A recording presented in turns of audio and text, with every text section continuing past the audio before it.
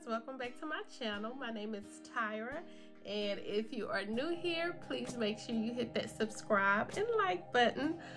Today's video, I will be answering the most asked questions that I get on Instagram.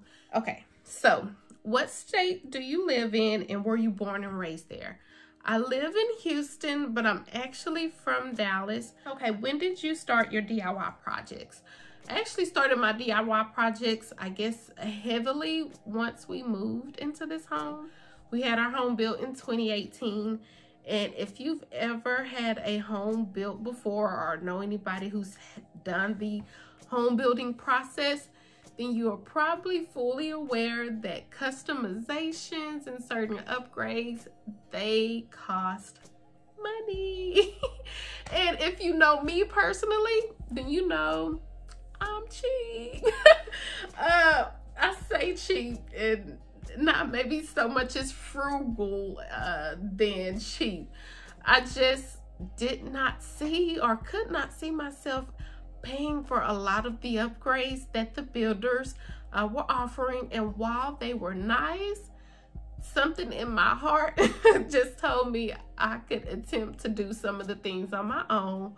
And that's when I started getting into DIY. It was actually at the purchase of our home. And it started with small little things like, you know, refurbishing a chair or refurbishing a desk. And before I knew it, I was taking on bigger, more expansive projects, and that led me here. Let's see.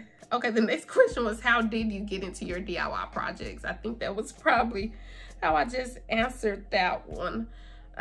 Okay, are you in your dream home? And if not, how long do you see yourself before moving? I actually do consider this to be my dream home.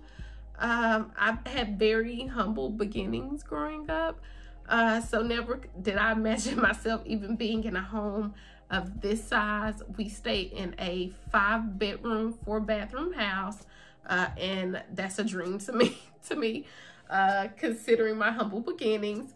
And no, we don't plan on moving. I think the only way I'd move at this rate is if I win a lotto or something.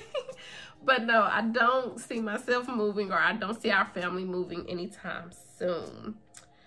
Okay, let's see. What gives you inspiration when you are coming up with your DIY ideas for your home?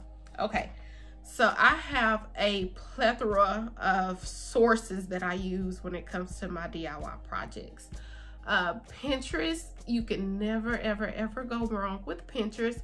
I actually even have a Pinterest page where I break it down by room and I break it down by ideas. That's probably my main source. Instagram is also an excellent source for DIY projects and different decor inspirations. How did you learn to use all those tools? I am so inspired. I'm sorry. Okay, how did you learn to use all of those tools? I am so inspired by your abilities. Well, thank you. I really appreciate that. And learning really was trial and error for me. So power drill was definitely my first power tool. And YouTube and Instagram, again, probably taught me the most about how to use power tools. I think I had a level of comfort with, I guess, at least a power drill or smaller power tools already, because I kind of used them around the house when I was younger with my mom. You know, I actually attribute a lot of my DIY abilities to my mom, and I don't even think she knows it. But she did a lot of things around the house on her own, as far as small little maintenance things. And I just thought, if she could do it, I could do it. Google is a beautiful place. So I guess that's probably how I got my confidence, just trial and error and just getting out there. I feel like a lot of my abilities or a lot of my knowledge comes from me actually doing hands-on. That's the best way that I learn. And so that's what helped me. Okay, so the next question is, are your carpentry skills self-taught or did you take courses? So if my answer to the last question didn't like give it away. This will officially set the record straight because this is the most asked question that I get all the time is, where did you learn? What school did you go to? You guys know I've never had any formal training. I've never been to any trade school or technical school. Everything that I know to this point or have learned at this point in my DIY craft has all been self-taught. You guys, everything that I have learned really has been through the internet. And the internet is actually a really powerful learning source when you're honing in on your skills or trying to perfect any kind of craft that you have. So yeah, you guys, no, I have no formal training, and this is why I feel like if I can do it, you can do it. Like if you really have a project or a room or something in your home that you've been wanting to tackle and maybe you didn't want to pay for, you know, depending on your level of comfort with it, I say go for it. Now, mind you, I felt like I told you, and maybe it's intuitive for me. I don't know. I do believe that maybe somewhere in my family history, there's a carpenter. I think my grandpa was a plumber, if that means anything. But no, you guys, other than that, I have no professional skills or training. Rather, everything that I'm doing has literally just been trial and error and blogs and things that I've learned from the professionals. What sparked you wanting to share content on social media? So it actually started really small. I did not expect my projects to get as much of attention as I guess they have been. You know, like any joyous occasion in, I guess, your life, you share when you have a baby or you share when you purchase a home. And so, of course, that's what my husband and I did when we purchased our home. We shared it. And so, because I was so excited, you know, about all of the, you know, moving in and setting up little things to make it our own, I shared those little things here and there on Instagram. And before I knew it, one project became two became four, and so on and so forth. And it just kind of snowballed until people saying, oh, can you show me how to do this? Or, you know, what other project do you have coming up this weekend? And yeah, it just kind of took a life of its own. And thus, here we are at What Love Built. Were you nervous in front of the camera? And if so, how do you get over that fear? Yes, and to the point where I am still nervous in front of the camera, i.e. right now. But just like my DIY projects, I just go for it. Yeah, I just go for it. That's always seemed to kind of work for me, is I can always admit if I have a fear of something. But one thing I don't think my personality, or what I refuse to let it do, is to stagger me in growth. So I just try to look at it as a learning opportunity. So am I fearful about some of the projects that I do? Yeah. Am I afraid I'm going to mess up something? Yeah. Am I going to still attempt it anyway? Yeah. I feel like chances are, if you're going to do a DIY project, you have to be comfortable in knowing that there's a good chance you may mess up somewhere, or you may completely screw the project up. So there's one of two things that you need to have. You probably need to have some extra cash set aside so that maybe you can call a professional. Or two, you have to be prepared and get in the mindset to come back and try it again. And that's how I feel about a lot of my DIY projects. First, make sure I have a little bit of change set to the side in case I do have to get a professional involved. But before I do that, I really do attempt a few times or a couple of times, even if I do mess up, because again, I don't like giving up on myself. And because I am really loving this whole DIY realm and making my home look pretty and making it my own. I just don't find it easy to give up, so I just try again. So those are 1 or 2 things you're gonna have to set up in your mind is, yeah, I may mess it up, but either I'm gonna pick myself up and keep trying again, or hey, this isn't for me, let's go call a professional. So the next question is starter tools that I recommend.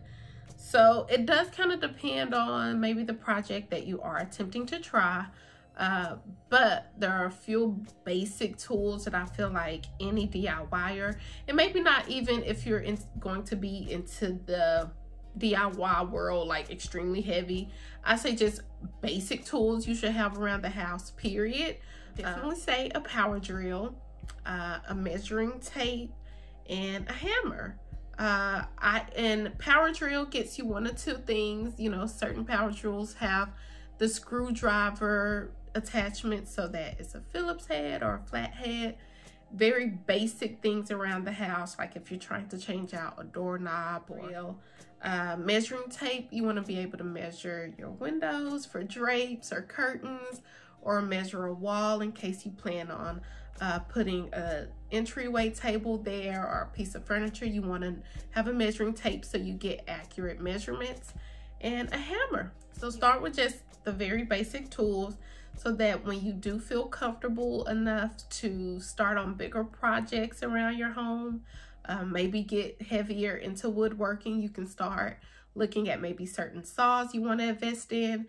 And even my recommendation there is, you know, don't be so quick to run to a big local hardware store. You know, go to places like your Facebook marketplace and see if you can find tools that someone is trying to get rid of, garage sales, certain apps like OfferUp, anything along those lines, to see if you can't find them maybe a little bit budget friendly there first before getting it brand new. Those are just some of the things that kind of helped me when I was starting off really small, and then when I got comfortable with spending, you know, bigger amounts of money on bigger tools, then you can kind of do your homework and see what tools you want to invest in. Did your husband believe / support all your DIY projects you set out to do? I love that question. Yes, he definitely believes in me and supports in all of my DIYs. I do believe I caught him off guard, however, in starting the DIY projects. Honestly, I caught myself off guard in the sense that I knew that when we purchased our home, I wanted to be able to do like things around the home to kind of customize it and make it our own. But a lot of the DIY projects that I started doing kind of took myself by surprise, and I think him too, only because I didn't realize I would love it as much as I do. So a lot of the projects that I do start, he sees my excitement in it, and so he's all like, go for it. Anything that's gonna save him money, he's all for it. How did you become so skilled with your hands?